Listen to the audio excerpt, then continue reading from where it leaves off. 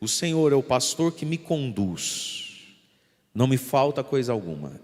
Mas aqui está, o Senhor é o pastor que me conduz.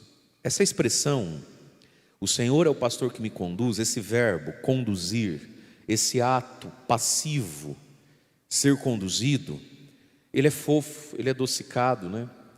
Mas ele é muito profundo, porque ele fala então que nós somos e precisamos ser conduzidos, guiados por uma voz, por uma verdade. Como é que se conduz a ovelha? Como é que o pastor conduziu o seu rebanho? Pela voz, pelos barulhinhos. A ovelha conhece a voz do pastor, não é isso? E ela segue a voz do pastor. Portanto, queridos, esse salmo que é fofo, esse salmo que emociona, está nos falando de uma relação de aprendizado. O Senhor é o meu pastor que me conduz. Como é que Ele me conduz? Me conduz pela verdade que me diz. Como é que sou conduzido? Pela verdade que eu aprendo. O que nos conduz na vida? As verdades que cremos. Nós somos conduzidos por verdades que a gente tem na cabeça. Não é a verdade de que homem acorda cedo antes do sol, tem que trabalhar, a verdade de que mulher é minha, nós somos conduzidos por verdades, são as verdades que nos movem, não é? São as verdades que acomodam em nós as nossas emoções. A gente busca coisas que a gente tem por verdade para lidar com a vida, para lidar com a raiva, por exemplo, para lidar com a injustiça, com o desaforo. Aí tem gente que tem uma verdade na cabeça que diz assim: homem não leva desaforo para casa. Tem gente que tem uma outra verdade que diz: eu não tenho sangue de barata.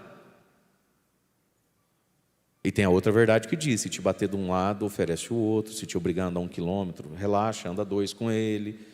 A gente escolhe as verdades, né, que quer, para guiar a vida. Mas fato é, meus queridos, nós somos conduzidos nessa vida por palavras que acolhemos como verdades.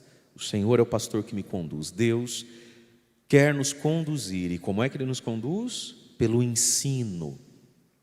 Pelo ensino. É por isso que a gente precisa assimilar dentro de nós a verdade que nos é dada.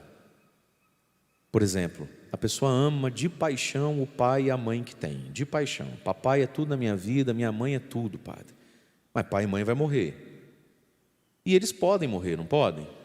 Podem, à medida em que dentro de você ficou a verdade que ele ensinou. Se ficou a verdade que ele ensinou, ele já pode até morrer. Porque agora ele te guia sem estar presente fisicamente. Aliás, isso já acontece antes de morrer, não é? Quando a gente sai de casa, muda de cidade, o que nos guia na vida? São as verdades que a gente aprendeu. Por que a criança precisa o tempo todo de alguém segurando na mão dela, pegando no colo, ou andando assim ao redor, né? A criança quando aprende a andar, você tem que ficar assim, em cima. Por quê? Porque dentro dela não entra verdade nenhuma. Ela é uma gracinha, mas é burrinha de tudo. Ou você está ali, ou uma tragédia vai acontecer. À medida em que a gente cresce, pai e mãe podem se distanciar. E aí você fala: eu posso confiar mesmo, Mário Augusto, que não vai acontecer nada de errado na casa do Felisbino? 5 horas em casa, hein? Ou seja, a gente vai se emancipando à medida em que a gente está sozinho, a gente está entre estranhos, mas uma verdade me guia. Pode, não pode, bonito, feio, Deus não gosta, enfim. Não é assim?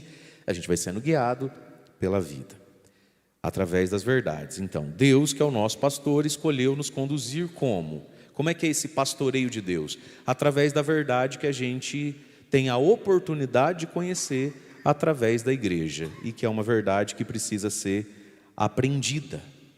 Então a igreja nos pastoreia através daquilo que nos ensina.